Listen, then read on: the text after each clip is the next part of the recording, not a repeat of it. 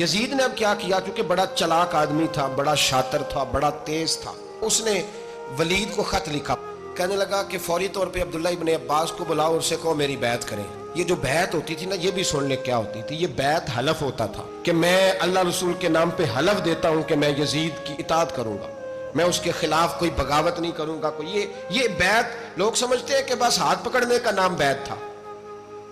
उस बैत का मुतबादल जमहूरी मुल्कों के अंदर वोट आया है, तो कहा बैत करें। हजरत अब्दुल्ला इब्ने अब्बास को भी बुलाओ, अब्दुल्ला बिन जुबैर को भी बुलाओ, इमाम हुसैन को भी बुलाओ। इमाम हुसैन आधी रात के वक्त बैठे थे मस्जिद नबी में, चूंकि पांचों नमाजों की आप इमामत करते। इमाम हुसैन नमाज पढ़ा के इशा की बैठे थे जनाब अब्दुल्ला बिन जुबैर। अब्दुल्ला बिन जुबैर कौन थे? ये नबी पाक सल्लल्लाहु अलैहि वसल्लम की पुप्पी पोते थे और जनाब सिद्दीक अकबर के नवासे थे हजरत अब्दुल्ला बिन जुबैर। और जनाब जुबैर बिन अवाम अशरा मुबशरा से अभी हैं, उनके बेटे थे।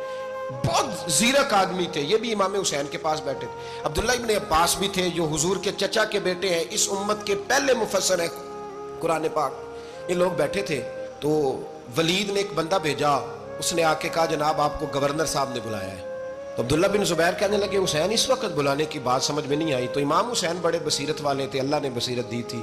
कहने लगे अब्दुल्ला आपको समझ नहीं आई, मुझे समझ आ गई, अमीर माविया विसाल कर गए और ये हमें जो बुलाया गया है ना, ये यजीद की बैत के लिए बुलाया गया है। तो कहा फिर आप आधी रात को ना जाएं, आपके लिए खतरा होगा। तो इमाम हुसैन फरमाने लगे खतरा हुसैन को नहीं होता। नहीं, कहा फिर भी आप मेहरबानी करें, जरा एहतियात से जाएं। तो जनाब अब्दुल्ला इब्ने जुबैर ने, अब्दुल्ला इब्ने अब्बास ने 14 बंदे नेज़े दे के, तलवारें दे के इमाम हुसैन के साथ भेजे और कहा कि इमाम हुसैन अगर उसने कोई गलत मलत बात की ना, जबरदस्ती बैत करने का कहा, तो आप बस कोई एक बात ऊंची आवाज में कर देना, ये सिपाही पीछे आ जाएंगे। इमाम हुसैन उन 14 बंदों को लेकर गवर्नर हाउस पहुंच गए। जब आप वहां पहुंचे, उसने बताया, उसने कहा जी हजरत अमीर माविया इंतकाल कर गए और आपने यजीद की बैत करनी है। तो इमाम हुसैन फरमाने लगे मैं छुप के बैत नहीं करूंगा, मजमा लगाओ, जुमे वाले दिन ऐलान करो, जो तरीका है हजरत अबू बकर सिद्दीक का, जो तरीका है हजरत उमर फारूक का, जो अंदाज हजरत उस्मान गनी का है, जो मौला अली का है, सरेआम ऐलान करो।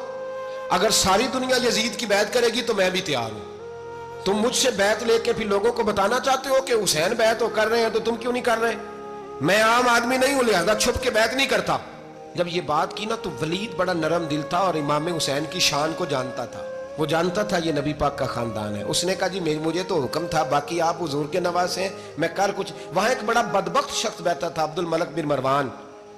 वो वलीद से कहने लगा कि अगर हुसैन आज तुम्हारे हाथ से निकल गए तो तुम्हारे लिए बहुत बड़ा मसला खड़ा हो जाए, इन्हें जाने ना देना, या बैत कराओ या इनसे कहो जंग के लिए तैयार हो।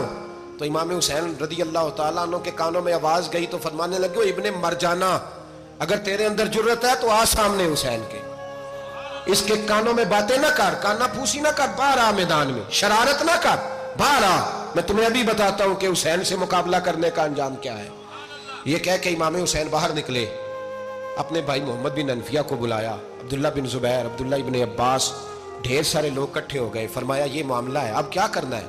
तो वो कहने लगे हुजूर वक्त अभी मुनासिब नहीं है, आप इस तरह करें, यहाँ रुके, हम मक्के से, इराक से, कूफे से लोगों को बुलाते हैं, यहाँ एक बड़ी मजलिस मुशावरत कायम करते हैं। इमाम हुसैन फरमाने लगे अगर तुम मुशावरत कायम करोगे तो वलीद और अब्दुल मलिक बिन मरवान वो तो जंग करने को तैयार है, और नबी पाक ने फरमाया एक मेंढा होगा जिसकी वजह से मदीने की गलियों में लहू बहेगा।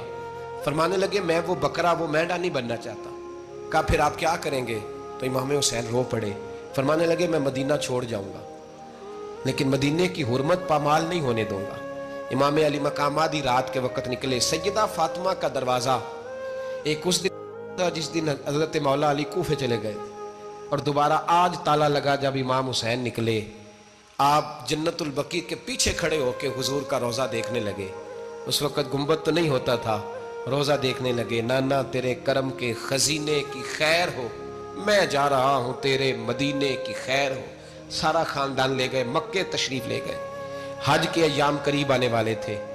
इमाम हुसैन ने वहां लोगों से बातें की। जब इमाम हुसैन वहां पहुंचे तो कूफे से खत आने लगे। कूफा हजरत अली का दारुल खिलाफा था, वहां आपके मुहिब्बीन, प्यार करने वाले ढेरों थे। उन्हें खत लिखे कि हुजूर आप चुप करके बैठे हुए हैं और हमारे ऊपर यजीद मुसल्लत हो गया है। आप अगर मैदान में नहीं निकलेंगे, आप नहीं आएंगे, तो हम अल्लाह की बारगाह में शिकवा करेंगे कि कोई हमारी कमान करने को तैयार ही नहीं हुआ। और वो खत 1 2 3 नहीं आए, वो खत इतने थे कि 3 बोरियों में भरे थे इमाम हुसैन। 3 बोरियों में। अब मजबूरी हो जाती है, हक के लिए कई दफा बात करना मजबूरी होती है, अगर नहीं करेगा तो फिर इसको भी कब्र में जवाब देना पड़ेगा। इमाम अली मकाम रदी अल्लाह ताला अन्हो ने मक्के में अब लोगों को जमा किया मशवरे के लिए। हर बंदे ने कहा हुजूर वो बुला तो रहे हैं पर अपने वादों के पक्के। कहा हुजूर वो पक्के नहीं, आप ना जाएं। हर बंदे ने कहा हालात ठीक नहीं, हालात ग्राउंड रियलिटी सही नहीं। यही मशवरा आज भी हर बंदा देता है, अभी हालात नहीं। इतने खराब हालात कभी नहीं हुए थे जितने इमाम हुसैन के दौर में थे। लेकिन फरमाया मैं दीन के खिलाफ गलत हुक्मरान को मुसल्लत होने की इजाजत, बोल के बताइए, बोल के, गलत हुक्मरान को मुसल्लत होने की इजाजत मुज़ाहमत करूंगा, मुखालफत करूंगा। इमाम कहने लगे कोई बात नहीं, वो मेरे साथ चले ना चले लेकिन मैं कूफे जाऊंगा। वो लोग मेरे साथ खड़ा होने को तैयार है तो वो झूठ है या सच है पर मैं चलूंगा।